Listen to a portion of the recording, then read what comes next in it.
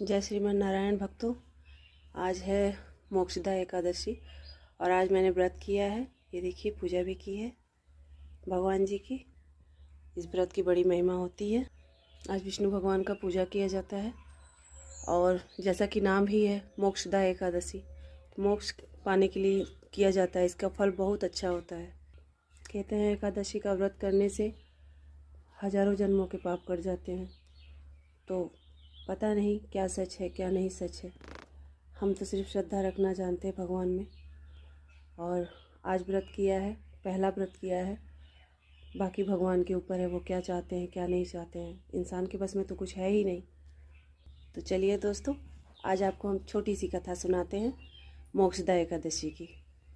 पुराने समय में एक राजा हुआ करते थे, जिनका राज्य बहुत ही सुकून भरा था, बहुत ही समृद्ध था।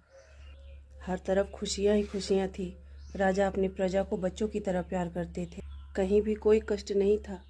भगवान की कृपा थी, चारों तरफ से बरस रही थी।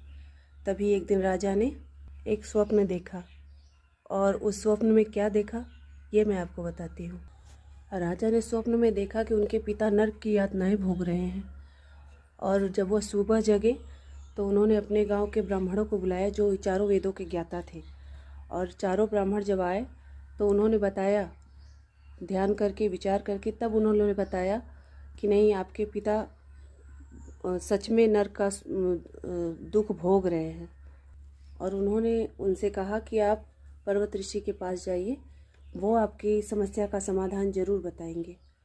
और राजा उनके पास गए भी। उनके पास गए, उन्होंने प्रणाम किया गुरुदेव को, और उन्होंने अपने राज्य का सारा हाल उन्हें बताया। राजा ने बताया कि मेरे पिता नरक का दुख भोग रहे हैं गुरुदेव, कोई ऐसा उपाय बताइए जिससे मेरे पिता के दुख दूर हो जाएं। तब उन्होंने कहा, चिंतन किया और बताया कि नहीं, आपके पिता पिछले जन्म के कर्मों की वजह से दुख भोग रहे हैं, तो आप मोक्षदा एकादशी का व्रत कीजिए और उसका पुण्य फल आप अपने पिता को समर्पित कीजिए, वे मुक्त हो जाएंगे। उन्होंने ऐसा ही किया। पूरे राज्य के साथ और अपने परिवार के साथ उन्होंने व्रत किया, और सुबह हवन के साथ उन्होंने अपने पुण्य का दान अपने पिता के लिए किया, और उनके पिता मुक्त हुए।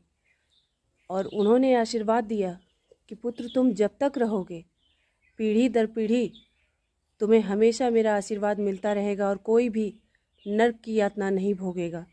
मोक्षदा एकादशी का बहुत बड़ा महिमा है। तो सभी को व्रत करना चाहिए, जिससे हो जाए सभी को करना चाहिए।